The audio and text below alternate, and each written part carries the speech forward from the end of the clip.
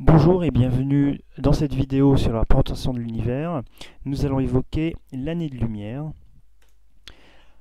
Alors, donc regardons un petit peu le problème que l'on a avec les distances, les mesures de distance dans l'univers. La distance par exemple Terre-Lune, qui est vraiment un astre très très voisin, c'est 380 000 km. La distance Soleil-Terre, elle est de 150 millions de kilomètres, et la distance Soleil Proxima du Centaure, qui est l'étoile ici en bas à droite, l'étoile la plus proche du Soleil, c'est vraiment une voisine, elle est à 40 000 milliards de kilomètres. Donc le kilomètre n'est pas adapté pour mesurer les distances dans l'univers, puisque dès l'étoile la plus proche, on a déjà des nombres qui sont très très grands. Donc lorsqu'on va vouloir mesurer les distances de galaxies, on va avoir des nombres avec des puissances de 10 qui sont énormes. Donc on va simplifier l'écriture de ces distances en changeant l'unité de distance. Pour changer l'unité de distance, on va utiliser la lumière. Et la lumière, en cinquième, vous avez déjà vu qu'elle se propage en ligne droite lorsque elle est dans le vide. Et cette lumière se propage dans le vide en ligne droite avec une vitesse très très grande. Cette vitesse, on la note petit c, et elle vaut 3,0010 puissance 8 mètres par seconde. Ça veut dire qu'en une seconde, elle fait 300 millions de mètres. Ça veut dire qu'en une seconde, elle fait 300 000 km. 300 000 km en une seconde, pour vous donner une idée, hein, c'est en une seconde faire 7 fois et demi la circonférence de la Terre. C'est vraiment une distance très grande.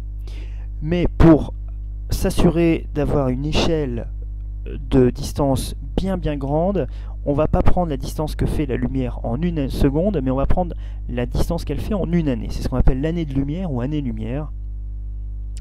Et cette année de lumière, c'est quoi? C'est la distance parcourue par la lumière dans le vide en une année. Elle se note AL en abrégé. Alors il faut bien faire attention, on parle d'année de lumière, donc on a l'impression que c'est une unité de durée, mais en fait c'est une unité de distance. Ça, il faut bien y faire attention. Et en kilomètres, ça vaut combien une année-lumière? Ça vaut à peu près 9,5 puissance 12 km, c'est vraiment beaucoup de kilomètres. Donc toutes les grandes distances en kilomètres, on va bien pouvoir les simplifier en des nombres beaucoup plus faciles à écrire. Donc si par exemple on s'intéresse aux distances dont on a déjà parlé précédemment, la distance Terre-Lune, cette fois-ci elle va s'écrire 1,3 secondes-lumière. La distance Soleil-Terre, ce sera 8 minutes-lumière, et la distance Soleil Proxima du Centaure, 4,2 années-lumière. Quand on écrit 1,3 secondes-lumière dans le cas de la distance Terre-Lune, cela signifie que la lumière met 1,3 secondes pour aller de la Lune à la Terre. Donc lorsque l'on observe la Lune, on ne la voit pas telle qu'elle est maintenant, on la voit telle qu'elle était il y a 1,3 secondes, puisque la lumière qui nous arrive dans notre œil, c'est la lumière qui a été émise par la Lune il y a 1,3 secondes.